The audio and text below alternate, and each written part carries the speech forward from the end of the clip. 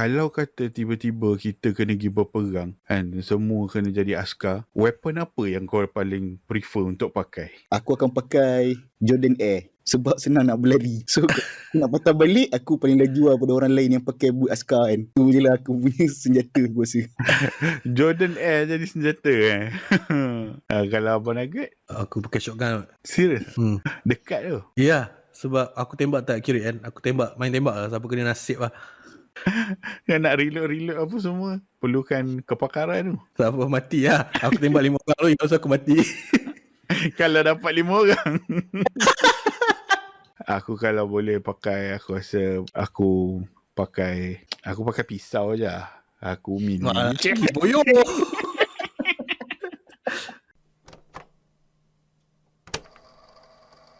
Gen Y kau tonton apa minggu ini?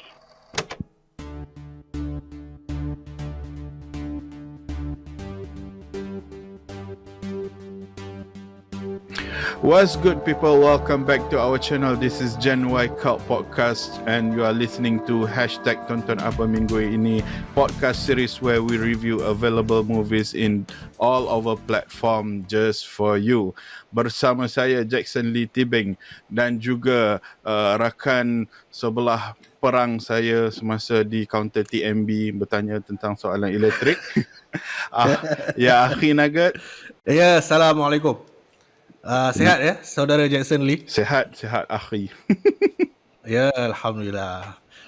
Minggu ni kita ada special guest Yes. Kita ada special guest juga kali ini, saudara Kudin, seorang pemain bola sepak veteran Selangor, berasal dari Kuala Selangor, berketurunan Jawa, West Mangan.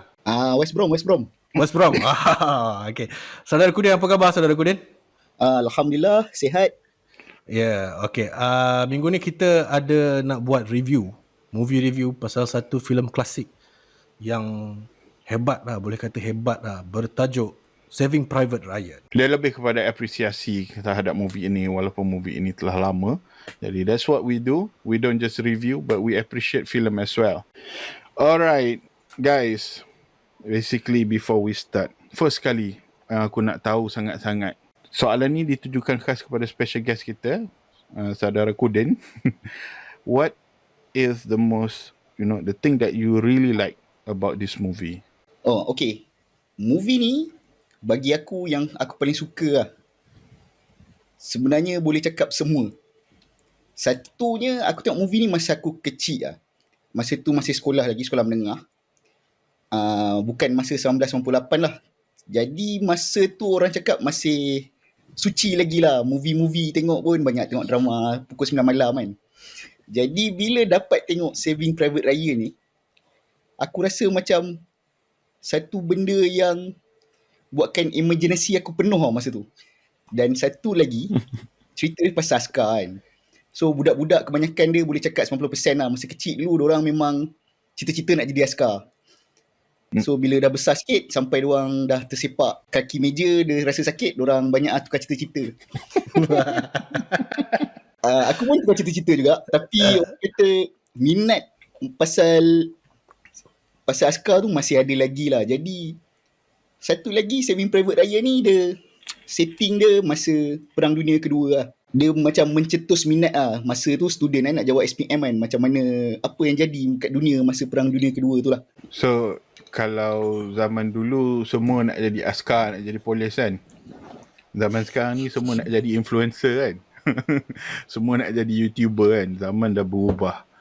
So basically kau memang minat soldier lah, minat movie ni. It's the first movie yang buka mata kau. Okay? Is it safe to assume like that?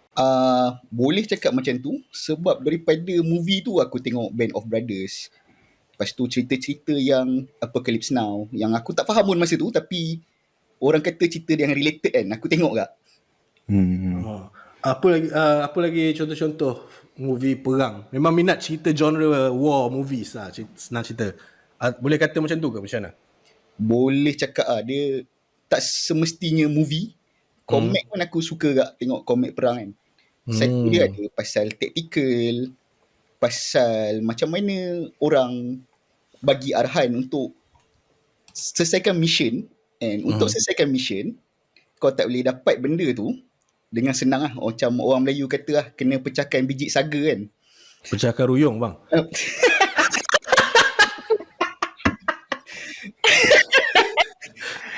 Sorry. Kan, maksud aku, apa aku nak cuba sampaikan is, kau nak dapatkan something, nak dapatkan sesuatu, kita kena korbankan sesuatu lah. Dan tanggungjawab ni dipikul kepada orang yang bagi arahan. Kita berjaya dapat selesaikan misi tu lah, contoh kan. Tapi dia punya nilai kos tu, kalau kita silap, banyak dia punya casualties kan. So macam mana, aku suka macam mana seorang leader tu dia buat keputusan, macam mana orang bawah dia pula ambil apa, jalankan tugasan tu kan. Konflik kat situ. So itu lah yang aku suka. Okay, faham. Nice save Nice save. Pecahkan ruyung Okay. Tak apa, sekarang ni kita sebelum pecah kepala otak aku, kita pecah kepala otak Abang Nugget. Ya, saya. So kita tahu ni classic movie. Tak ada orang tak suka Saving Private Ryan. I would dare to say lah, if you are movie aficionados, kau suka Saving Private Ryan. What is the most the thing that you like most about this movie? Okay, it's like this. Ada certain actors, dia memang akan pilih movie apa yang dia akan berlakon. Dia tak simply ambil any job yang lalu kat dia. Contoh-contoh actor yang akan ambil, yang pilih skrip ni kan, kita panggil dia pilih skrip lah. Maknanya dia tengok skrip dulu, movie apa ni, dia tengok minat ke tak. Kalau dia tak minat, dia tak ambil. Ialah Tom Hanks. Jarang kita tengok Tom Hanks berlakon any movie yang tak best. Sebab Tom Hanks so far lah, bagilah kita boleh kata dare ataupun kita challenge any listeners, bagi satu cerita yang Tom Hanks berlakon yang tak power. Sebab Tom Hanks memang jenis seorang yang, kalau kita tengok CV dia as an actor, dengan Forrest Gump, dengan cerita yang pasal AIDS apa nama? Jason? Philadelphia, The Green Mile. Dia berlakon dengan bola dalam Cast Away kan. Lepas tu dia berlakon dalam Saving Private Ryan. Any movies yang ada Tom Hanks dalam dia punya cast memang akan menarik minat aku. Latest movie yang dia berlakon ialah News of the World, which is a very very good movie and I very recommend that movie.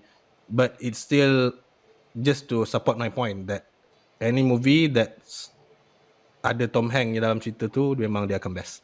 So one of the things yang aku suka pasal cerita ni ialah Tom Hanks ada dalam cast tu.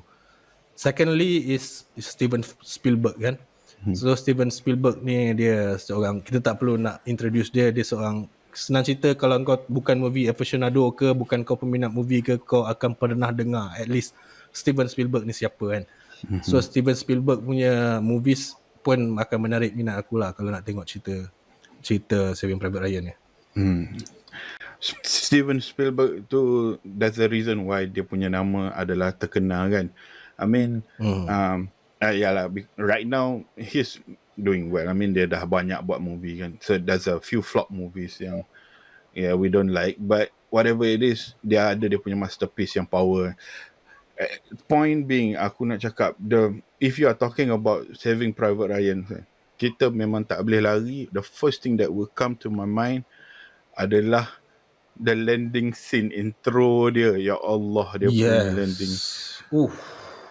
Dia punya macam mana Steven Spielberg punya brilliant masa tu, dia just pakai the camera work untuk, sebenarnya scene tu tak make sense langsung tau.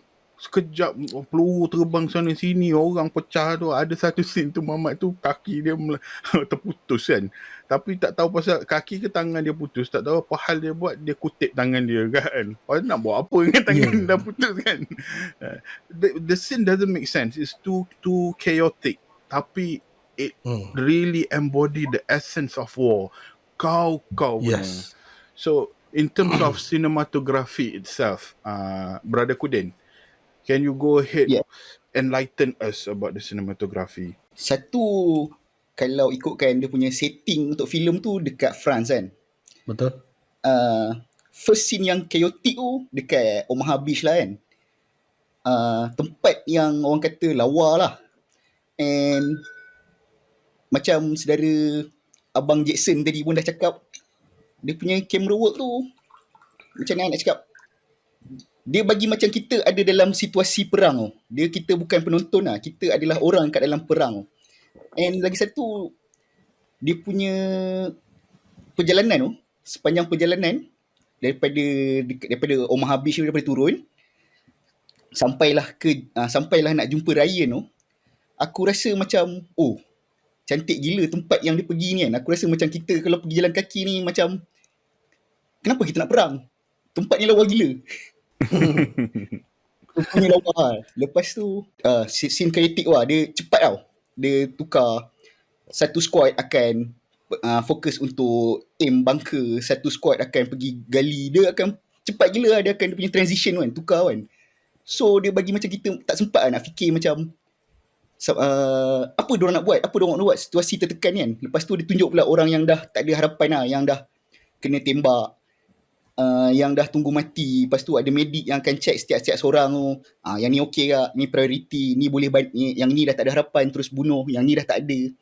So dalam masa tu je, bukan takat sinema, dia macam mana, dia terus tercampur lain tau. Kau terus perasaan kau pun terus dimainkan lah, emosi kau terus bercampur bau lah kat situ. Masa awal-awal dia dah macam tu lah. Awal-awal dah ada emotional roller coaster kan. Yes. Betul. Memang cerita ni strength dia, itulah dia babitkan emosi kita kan. Betul kan macam Abang Kudin cakap tadi, bila kita tengok cerita ni, kita rasa kita in the movie. Macam apa yang Hitchcock cakap kan, bila kita tengok satu movie, kalau movie tu best, kita lupa kita ada dalam real world.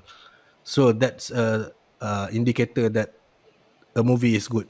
So memang betul lah apa yang Abang Kudin cakap. Yes, I agree with the point. Satu yang strong dia aku rasa dalam movie ni, Spielberg did really a great job lah. Sebabnya dia explain all those drama, all those intense, all those, sepatutnya kalau ada cerita lain, benda-benda yang emotional, benda-benda yang orang kata heart moving, yang menggerakkan kau punya hati tu kan. Aku direct translation dia selalunya dia explain dengan dialog tau. Tapi cerita ni it's explained by action and the camera work. Yes. Dia punya the strength aku rasa dekat filem ni kan. So basically I think Brother Kudin also dah explain about the setting and the background itself, Omaha Beach kan dekat France. Anything else you want to add, Akhi Nugget, regarding the cinematography, the angle that they use? I think there's a lot of orang kata points yang boleh kita explain lah. One thing about cinematography is like every director dia ada trademark dia tau. Kalau let's say kita tengok director Quentin Tarantino punya trademark is dia punya victim point of view, meaning kalau kita tengok dalam dalam cerita, banyak cerita dia kita nampak point of view daripada bawah kan. Super juga just Steven Spielberg ni. Cinematography ni macam kita makan tau. Let's say kita makan something, kalau kita kata sedap orang A dan orang B dia berbeza-beza. Jadi kalau kita nak explain pasal cinematography Steven Spielberg ni, kita just have to experience it. Kita kena tengok dan kita kena faham. This is Steven Spielberg punya trademark, Steven Spielberg punya style. So kalau kita nak explain pasal how Steven Spielberg do his cinematography work, it's very hard to do. You just have to experience it. You just have to watch the movie, and you just have to watch the movies of Steven Spielberg for you to understand. So kalau kita dalam movie ni, memang one of the strength of the movie is the cinematography, macam Abang Kudin cakap tadi kan. Tapi to explain it, it's very hard to do. You just have to watch it and to understand why is it different and why is it good. And to help us appreciate cinematography further, one of the directors yang aku minat ialah Taika Waititi. Dia suggest kalau kita nak appreciate how a movie is good or not in terms of cinematography, kita boleh tengok dalam keadaan mute. Let's say kita tengok any movies dalam keadaan mute, kita dah tak ada stimulan suara, kita dah tak ada stimulan dialogue, music and anything. Kita just betul-betul boleh appreciate this camera work and cinematography. Bukan aku nak suggest kalau kita betul-betul nak tengok, appreciate, kita perlu buat macam tu, but it helps. So if any of the listeners wants to appreciate this movie or Steven Spielberg's work, just watch the movie, man. Banyak dalam CV dia Steven Spielberg punya movie yang best. So you're not going to be disappointed. It's going to be a real learning experience lah for me. But I hope it works for everyone else as well. That's very good. Very detailed explanation. Aku nak tambah sikit kan pasal yang tadi Abang Nugget dah cakap tu. Aku pernah try kat tengok cerita Saving Private Ryan kan. Memang tak pasang bunyi. Dan aku dengar lagu yang orang kata agak kena lah dengan situasi tu. And aku rasa dia fit perfectly lah. Memang tak tahu lah, betul lah. Macam Nugget dah cakap tadi kan. Memang best lah. Kita nak explain satu-satu tu susah sikit lah. Sebab kita tak sampai lah the brilliance of Steven Spielberg kan. Tapi aku rasa memang berbala untuk kita tonton lah. Betul. That's actually a very good idea. If you have a favorite movie, especially the one with a lot of actions, kan, you just put it on mute and then you listen to any soundtrack that to your own preferences, kan. Aku rasa it's actually another experience lah, kan. Buat macam tu, see how it works, kan. I think it's a good idea. I think I might gonna try that. Betul. In terms of lagu, kan kita dah cakap pasal lagu kan. Macam mana performance movie ni in terms of soundtracks and score? Abang Kudin? Okay, bagi aku tak ada sangat yang special. Bukan lah, maksud aku biasalah movie perang kan. Cuma masa dorang sebelum last scene tu, so masa dekat part climax lah orang cakap kan, bila dorang last nak engage dengan tentera Jerman tu, dorang ada pasang satu lagu penyanyi France lah.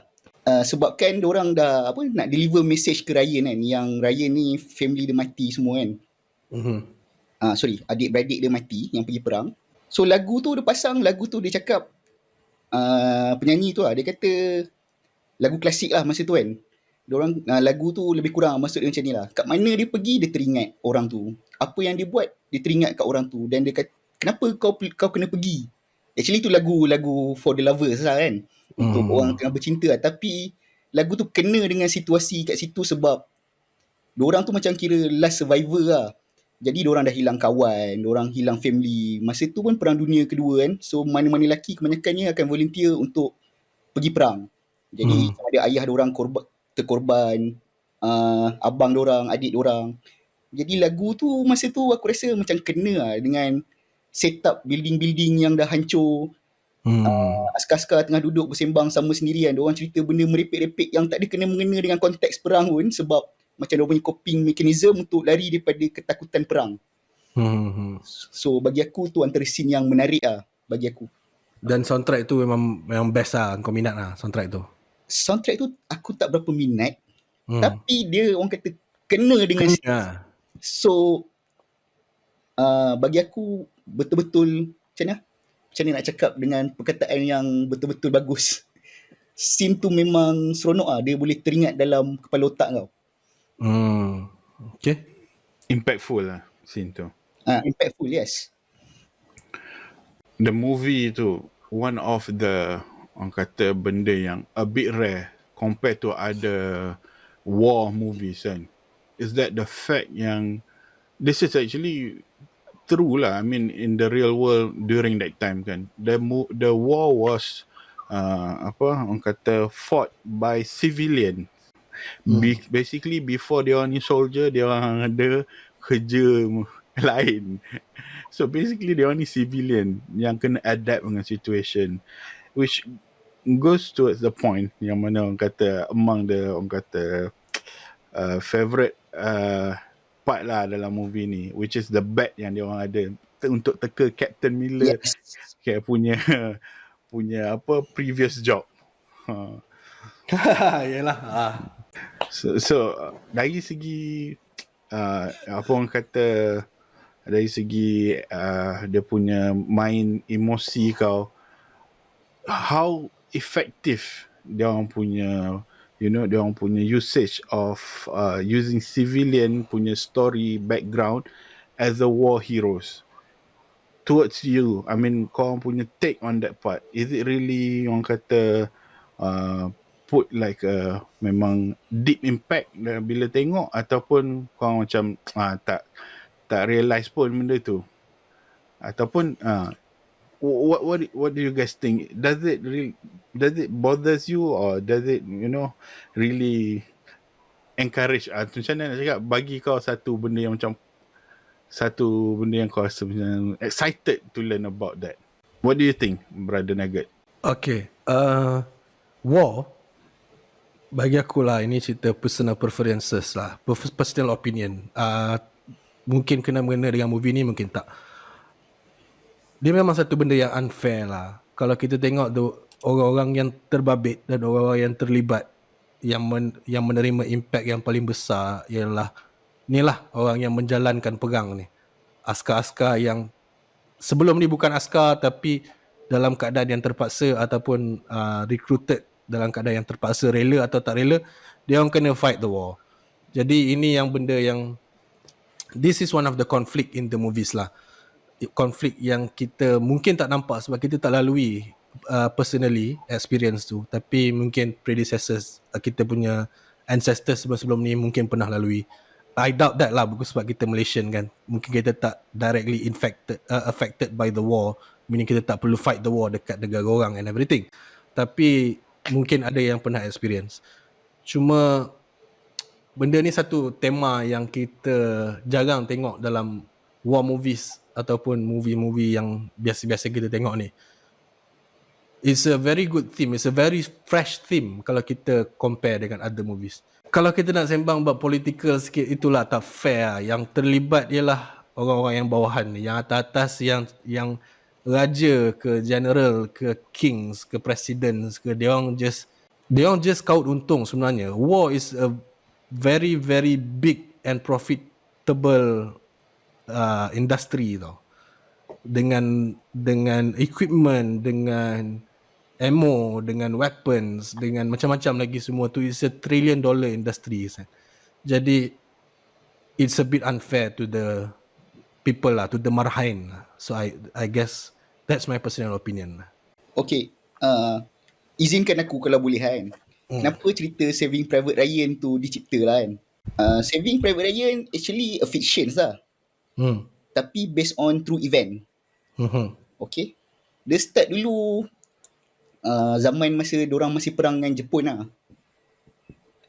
Tentera dia tak suka kalau satu company tu, satu battalion tu ada adik-beradik. So selalunya diorang akan separate kan lah.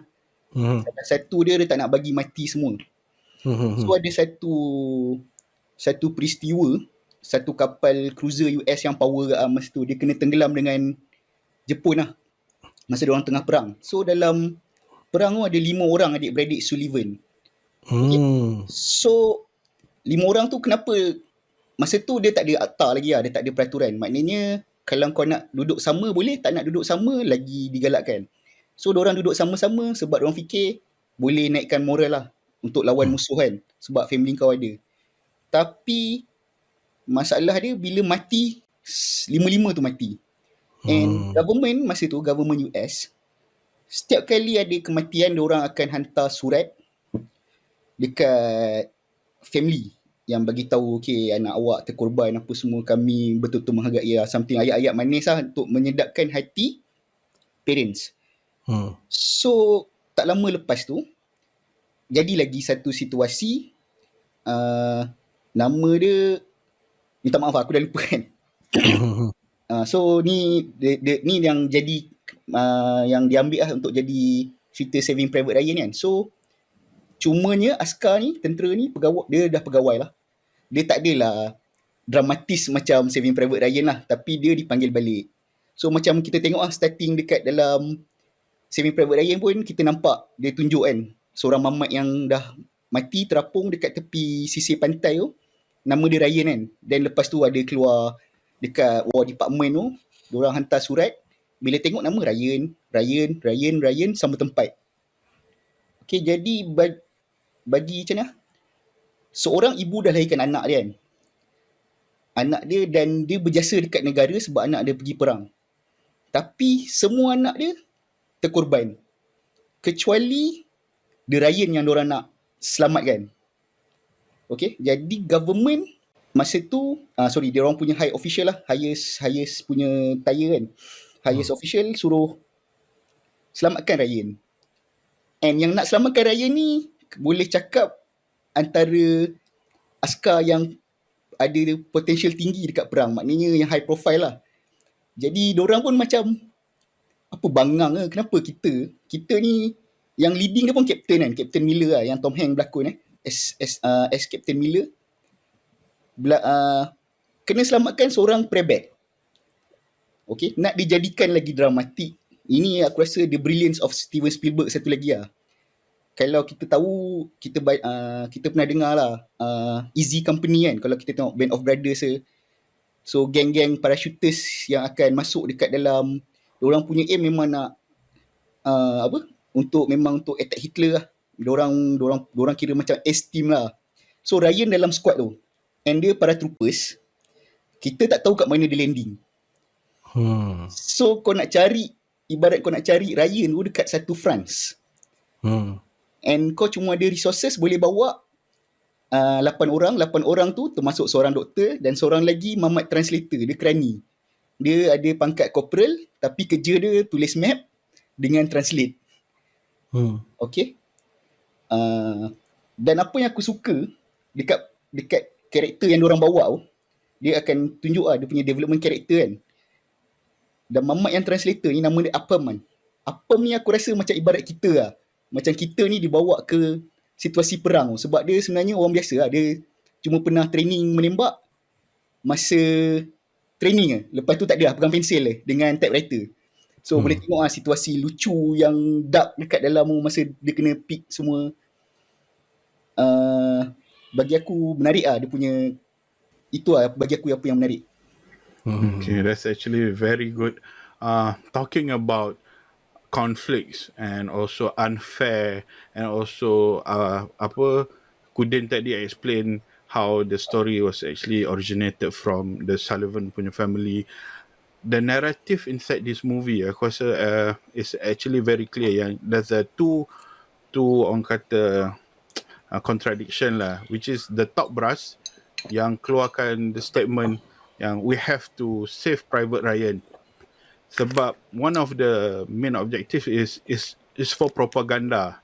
Sebab dia nak jadikan benda tu sebagai satu propaganda lah untuk boost moral kepada citizen dia.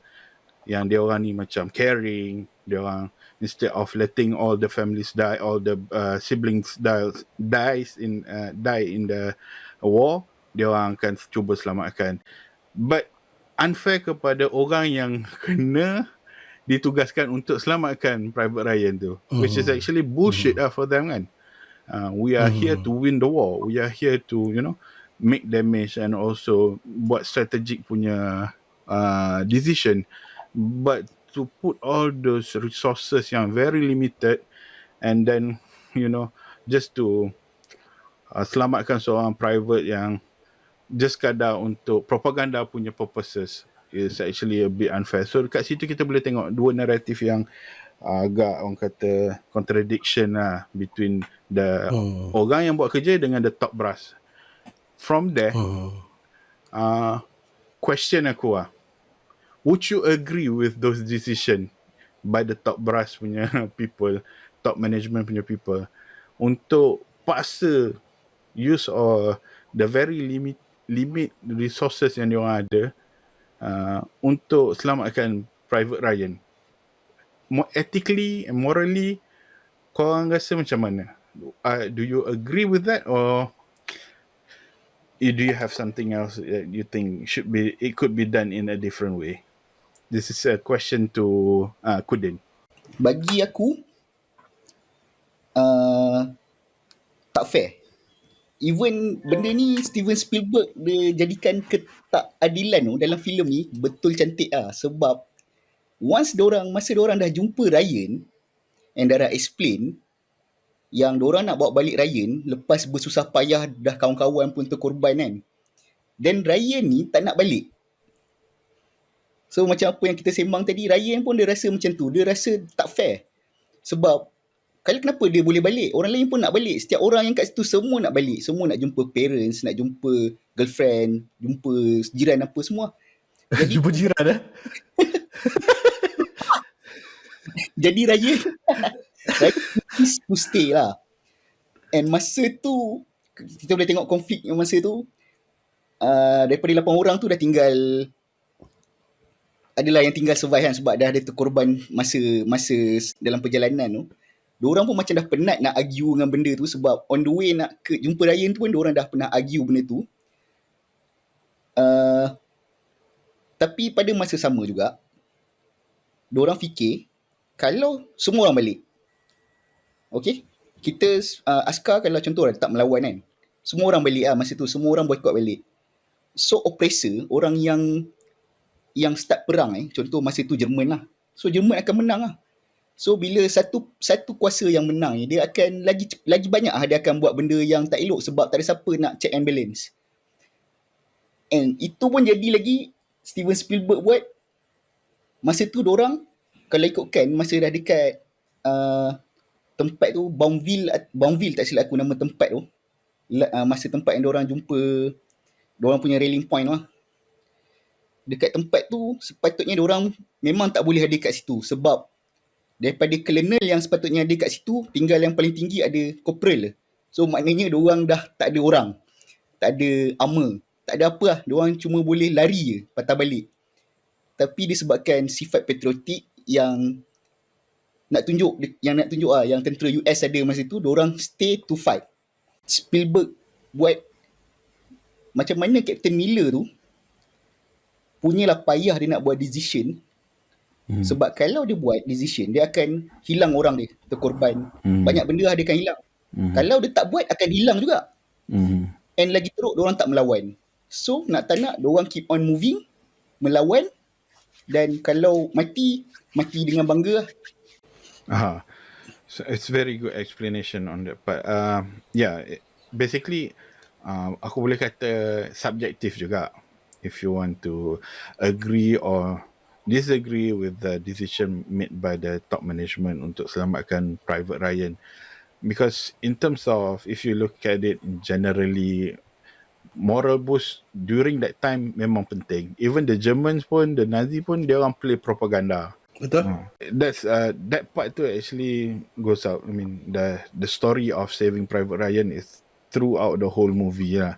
Sampai daripada mula sampai ke ending is about finding Private Ryan and then selamatkan Private Ryan. Macam Abang Kudin cakap, dia dah jumpa pun Private Ryan sendiri pun tak nak. And then the reason dia refuse untuk balik initially sebab, because they have their own honor lah, kata kan. Betul. Honor. So dekat situ, okay, before I go to the next part lah, aku nak tanya satu soalan. Where do you guys think is the climax of this story? Sebab for me, aku rasa there's a lot of high points in the movie. Banyak high points. Tapi personally, where do you guys think is the climax of the movie? Sebelum kita cerita pasal climax ni, yang pasal tadi punya points, the only thing that can justify, for me, that justify the action of saving Private Ryan is nak mak dia tak hilang semua anak. That's the only point yang boleh justify. Aku rasa soft spot lah bagi aku. Sebab yang survive seorang ialah Ryan. Itu nak selamatkan in terms of propaganda ataupun in terms of moral boost, I don't know, maybe it's fair or not, but selamatkan untuk mak dia, aku rasa itu fair. Tapi kalau in terms of climax, aku rasa, I don't know, there's too many climax in the movies lah. I guess it's better if we ask Abang Kudin, sebab dia memang betul-betul peminat cerita ni. Yeah, sure, why not? Abang Kudin. Kalau macam aku cakap tadi lah, bagi aku climax dia masa dekat tempat yang diorang jumpa Ryan tu lah. Tapi macam tadi Abang Jackson Lee Teabing cakap, dia banyak gila high point. Kau tengah jalan-jalan, tiba-tiba seorang kena tembak. Lepas tu jadi kelam kabut kat situ. Dia punya, macam mana cakap, dia punya chaotic tu bukan takat kat rumah habis je. Dia bawa dekat sepanjang perjalanan tu. Yeah. So setiap satu tu dia akan membawa dia punya plot lah. Dia akan membawa sampai ke scene Ryan tu. Jadi diorang nak cari Ryan, bila jumpa dengan diorang punya comrade kan, diorang punya kawan-kawan askar kak. Tapi diorang datang nak cari Ryan lah. Tapi yang askar diorang jumpa ni perlukan reinforcement lah. Nak tak nak diorang kena terinvolve juga. Okay. Dan masa dia nak involve tu, konflik lah. Sebab kenapa kita nak susahkan diri kan, dalam diorang punya squad lah, diorang akan fikir kenapa nak susahkan diri untuk go through this. Macam kita cakap tadi lah, kenapa masih bergaduh lagi. Then the Captain Miller ni, dia punya brilliance dia cakap, okay, diorang small squad. So small squad ni, dia punya satu kelebihan dia, diorang cepat lah bergerak. So diorang boleh lari ikut detour jalan mana-mana, diorang boleh sampai kat diorang punya rallying point dengan cepat lah. Squad yang besar, battalion yang besar, and battalion diorang tu pun wounded lah, cedera lah, ramai yang cedera, ada bawa bekalan tak cukup. Kalau diorang kena ambush, so lagi banyak casualties kan. So Miller decide to involve and every macam orang kata halangan lah diorang jumpa. And setiap decision dia buat tu, setiap decision yang dia buat tu ada dia punya kesan lah. And kesan tu kita boleh tengok lah nanti karakter dia yang kita captain kan, seorang captain yang budak-budak bawah dia akan pandang as a very hard man lah. Tapi dia ada soft spot dia yang dia tak suka apa yang dia buat tu, tapi dia kena buat sebab arahan. Satu lagi, bila benda tu dia tak suka benda tu, dia tak akan cakap dekat anak buah dia. So ini yang apa aku suka salah satu dia daripada macam filem askar ni kan, sebab diorang punya hierarki tu, diorang takkan komplain dekat anak buah. So diorang takkan tunjuk yang diorang punya kelemahan tu dekat anak buah. Dia akan pergi lagi atas. So private ke sarjan ke captain ke general lah, and so on lah kan, ke atas. So itu yang Miller buat. Dia akan tunjukkan yang dia betul-betul tough guy lah dalam squad tu. And dia punya assistant pun sarjan Howard lah, tak silap aku. Dalam tu pun orang kata betul-betul setia lah dengan Miller kan. Apa yang Captain Miller cakap dia akan ikut. Okay, bagi aku benda tu yang seronok untuk tengok askar, sebab kita dapat kehidupan askar. Kemudian tadi Abang Nugget ada cakap pasal kita nak bawa pulang Ryan kan. Macam tak berapa strong lah reason dia, sebab nak bagi mak dia tak hilang semua anak kan.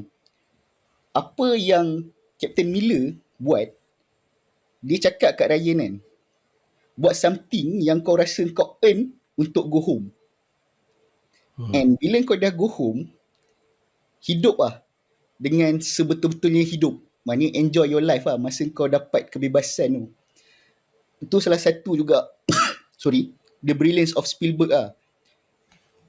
Orang yang bersusah payah dengan perang tu, dia mengharapkan the next future atau orang lain tu tak perlu susah macam dia lah. So orang yang tak susah tu, dia nak enjoy. Okay? Do goods, do apa? Hiduplah dengan sepenuhnya, sepuasnya kan. Enjoy mana-mana kau nak. Sebab susah gila nak dapat freedom masa tu. Masa World War II lah, sebelum jadi baby boomer siapa semua kan. So bagi aku, Captain Miller tu lah yang menjawab pada soalan, janganlah malu nak balik sebab mak kau seorang-seorang kan. Kau balik lah dengan kau balik lah lepas kita orang besar payah ni, kau balik lah dengan bangga sebab engkau adalah result daripada kita orang punya struggle, kita orang punya pengorbanan. Macam tu lah lebih kurang bagi aku lah. Okay, so Abang Lee, Abang Jackson Lee punya climax macam mana? So basically apa yang Kudin cakap tadi, before aku cerita aku punya climax Brother Nugget, before aku cerita aku punya climax, bapak sounded like a sex innuendo kan. Ya tu. Okay, tak apa, disregard.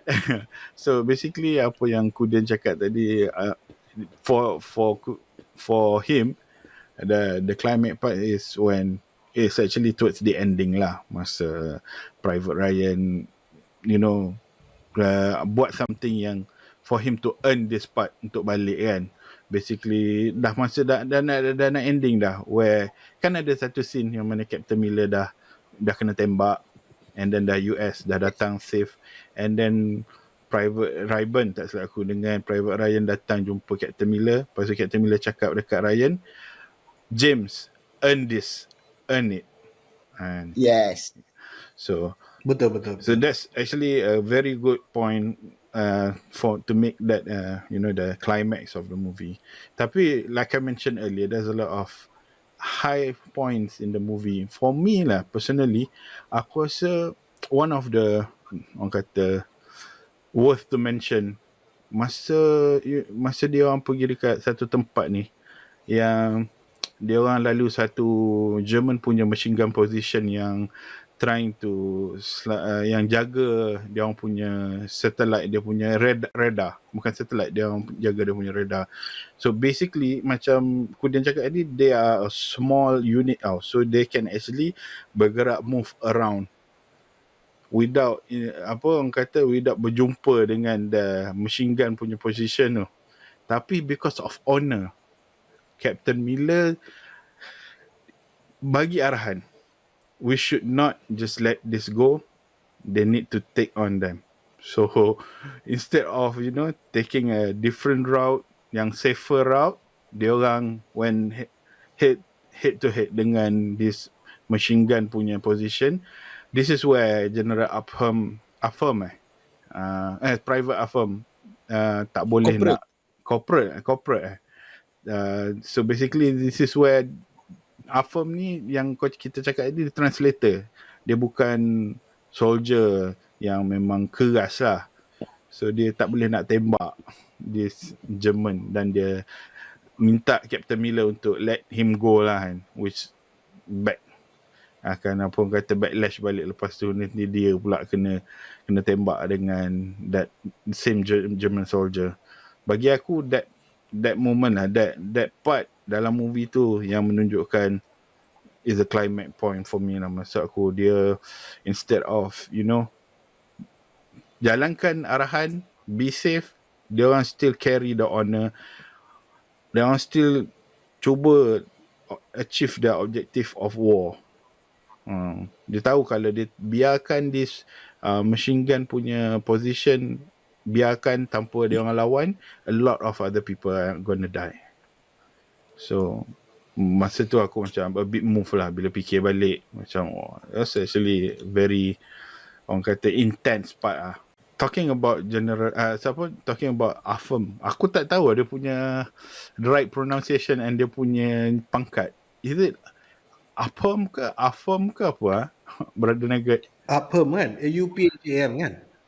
Affirm Kalau pronunciation tu kita pun tak tahu, aku rasa. Tapi sebab apa, kan kawan-kawan dia orang punya dalam dia orang punya squad tu panggil dia Apam. Jadi mungkin itu Apam lah nama dia kan. Kita pun tak tahu. Bagi aku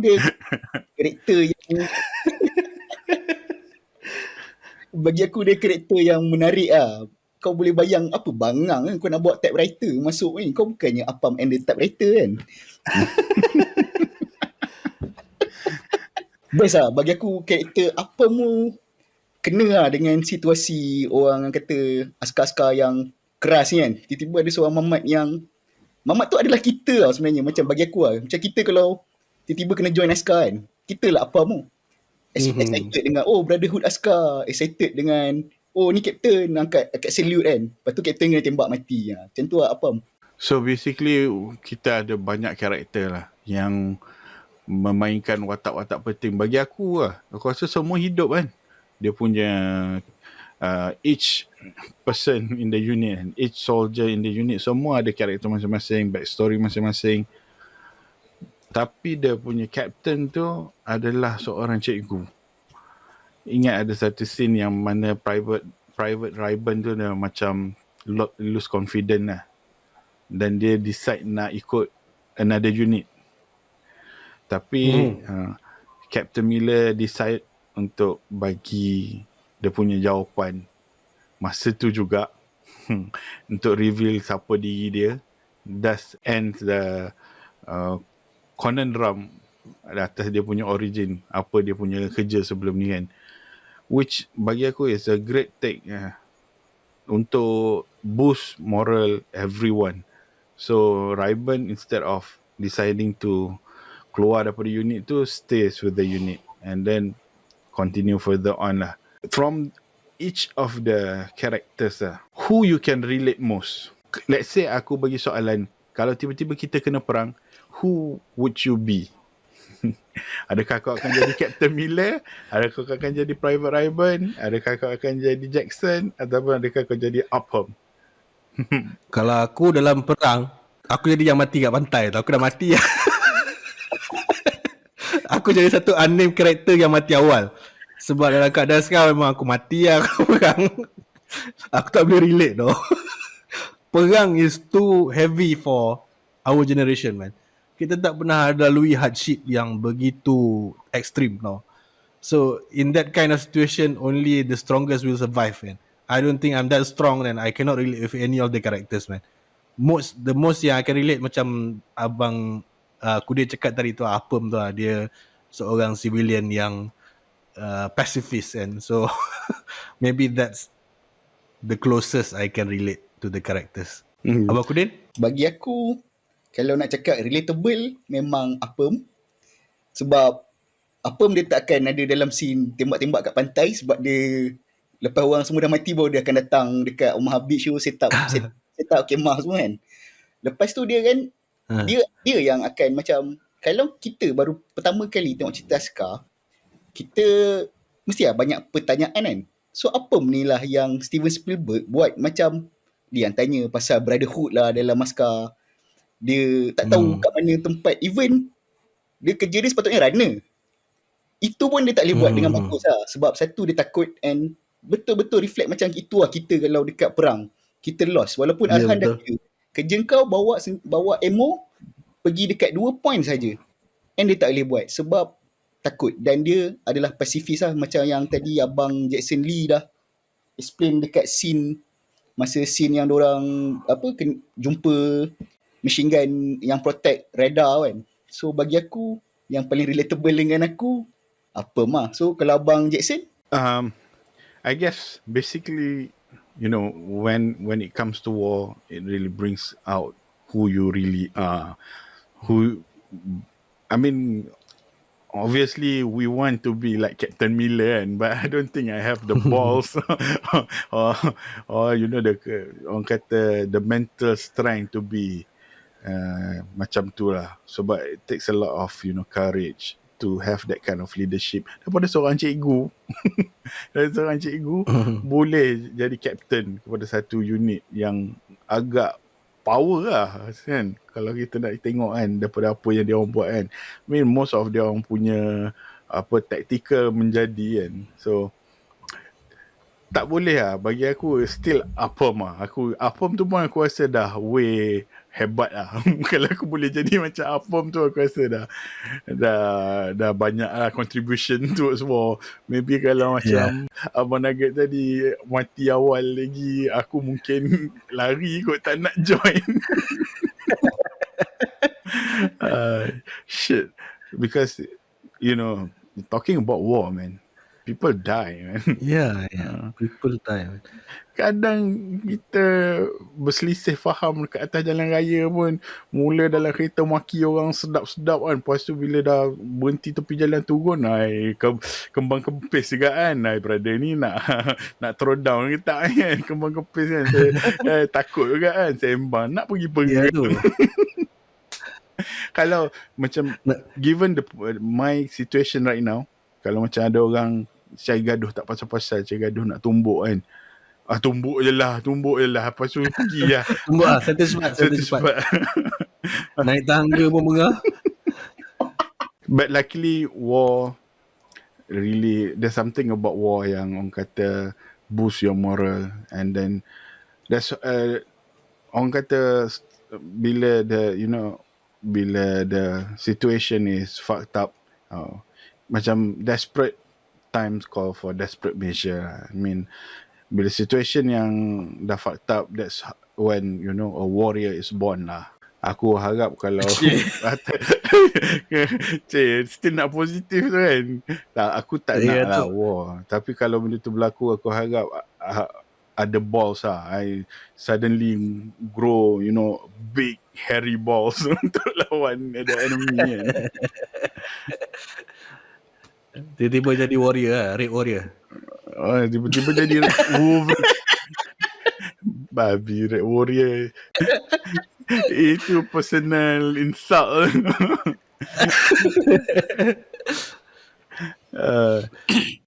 So I think all in all, it's not just a good movie, it's really a great movie. Aku rasa that we are doing movie reviews, and we are suggesting people about movies that they should watch kan. Aku rasa Saving Private Ryan is among the top 10 punya list lah of movies yang dia orang kena tengok, amongst others. Tapi war movies especially war movies yang best lah.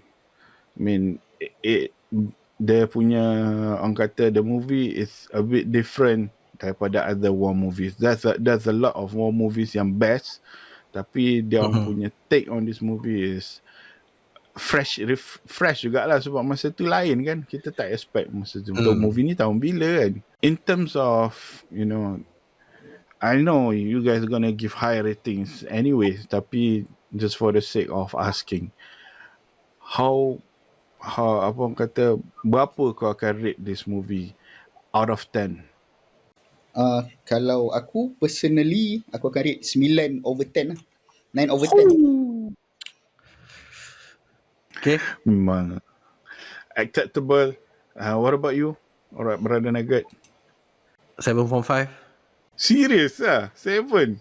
Not even 8? This movie has its strength. Cuma this is not my favorite war movie lah. But because my favorite war movie is 1917, yang pasal macam satu cerita, the whole movie is macam satu take kan, dan macam satu hari kan. Itu aku rasa my favorite war movie lah. But this is among my top 5 war movies lah. So I guess 7.5 is good enough. I don't want to give high rating for just give out high rating for any movies. Even my most favorite movies pun aku akan bagi at most 9 kan. So this is 7.5. I guess that's fair enough lah. See, Abang Jason Lee, how about you? I see. Abang Nugget is very hard to please. No man, it's just that to find a 10 out of 10 movie is quite impossible.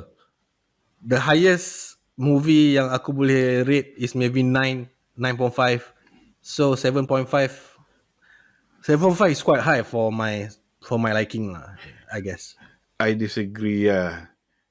It's disagree tu ke?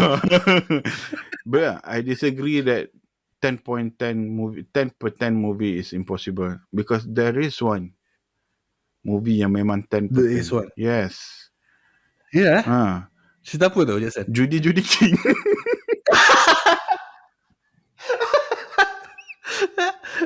Celaka.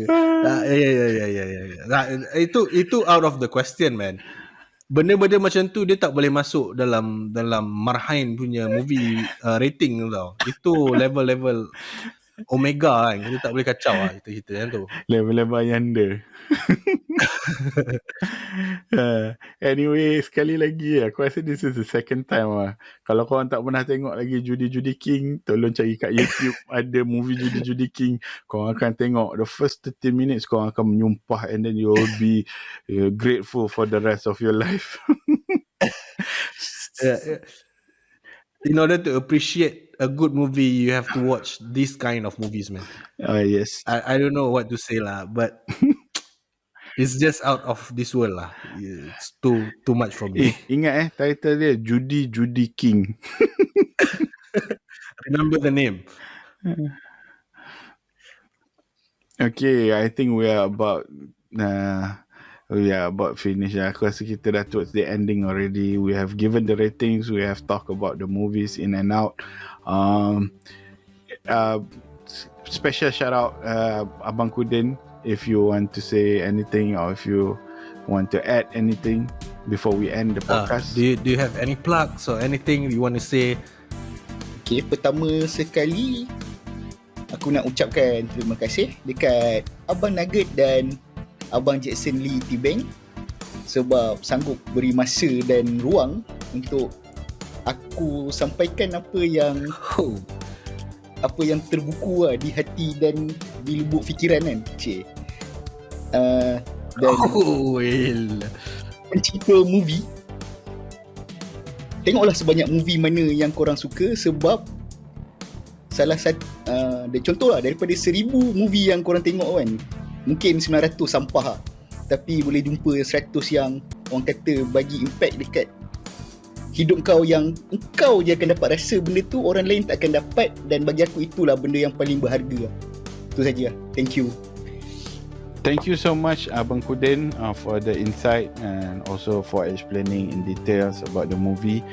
Aku rasa it's a great orang kata explanation lah, and it's a great take on the movie. For my part, The Saving Private Ryan is very good movie. 8.5, simply 8.5. Since we are already towards the ending, kalau korang still listening to us, if you're still listening, thank you so much. If you like what we do, just follow us on Instagram or Facebook, or share our YouTube video, like and subscribe to our channel. And if you are on Spotify, maybe you can share the playlist to others. Okay. Anything else you want to add, Abang Nugget, before we end the session? As per usual, thank you very much for your support. Thank you very much for your views. We appreciate any kind of support that you can give us. And if you are still listening again, thank you very much. And if there's any criticism or any thing that you like or you don't like about what we do, or you want to add some points, or you want to suggest anything, please do in the comments or in our Instagrams or our Facebook. Reach us anywhere, and we will appreciate any kind of feedback. Thank you very much. Alright, well, that's about it, guys. Thank you so much for listening to us. Until next time, guys, take care now. Goodbye.